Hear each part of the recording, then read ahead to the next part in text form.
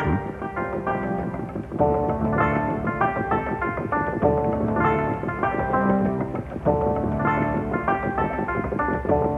Sometimes this journey is like a slow walk through a great picture gallery, a collection of images of landscapes from different countries and different periods. Where am I? Lost again? No, the approach is to Milford and the constable room in the gallery.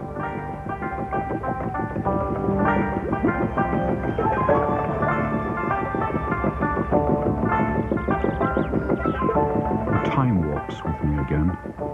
That strange sensation I got in the thigh, that capacity of the journey to blur the edges between past, present and future.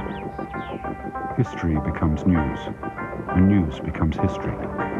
It's one of the most seductive aspects of the Waterways magic.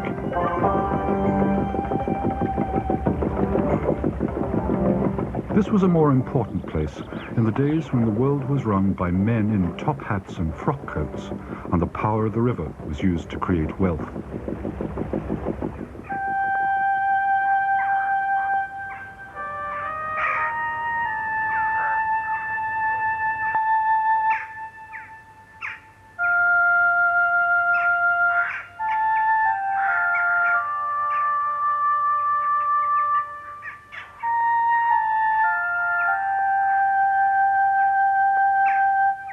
My family were in the milling business in north of Ireland, in Belfast, and they came down approximately 1790, and they then built a 7-story corn mill.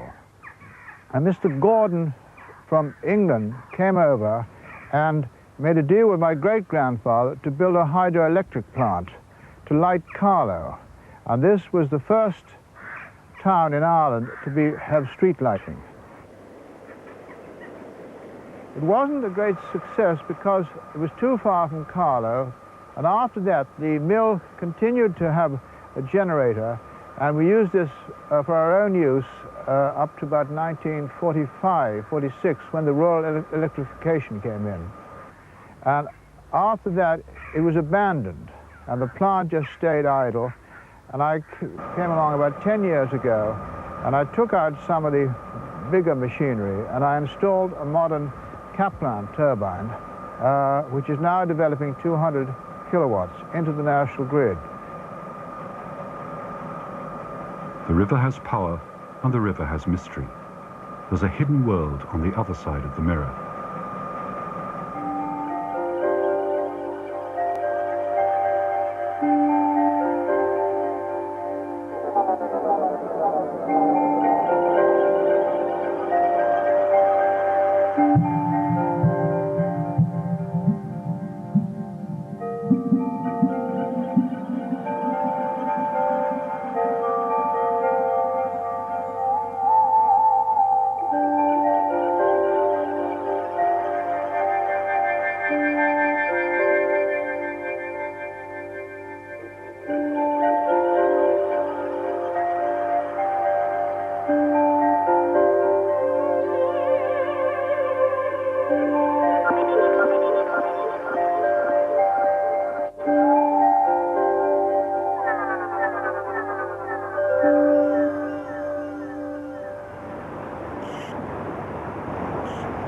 I think you can be lucky and get an introduction to it when you're young, and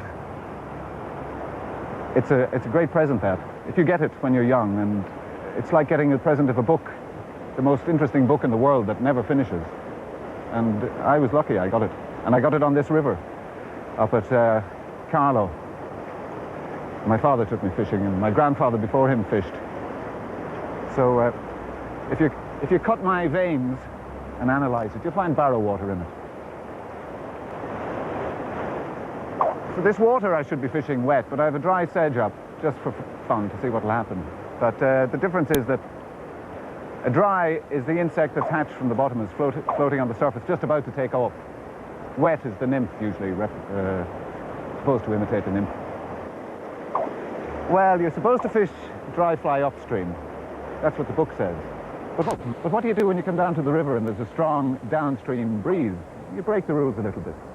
So I'm fishing up, across and down. People think it's relaxing, but it's very tense, it's very exciting. If I see a fish rising over there, I've got to be able to cover him delicately enough so that he thinks it's a real insect floating down. And then if he takes it, the trouble starts. How are you going to... then that's when the real excitement starts. So it's not this peaceful, idyllic thing. You're fairly excited all the time. I mean, there could be a 3-pound trout out there now, you know. He'd want to be mad with all you people. But he might be there.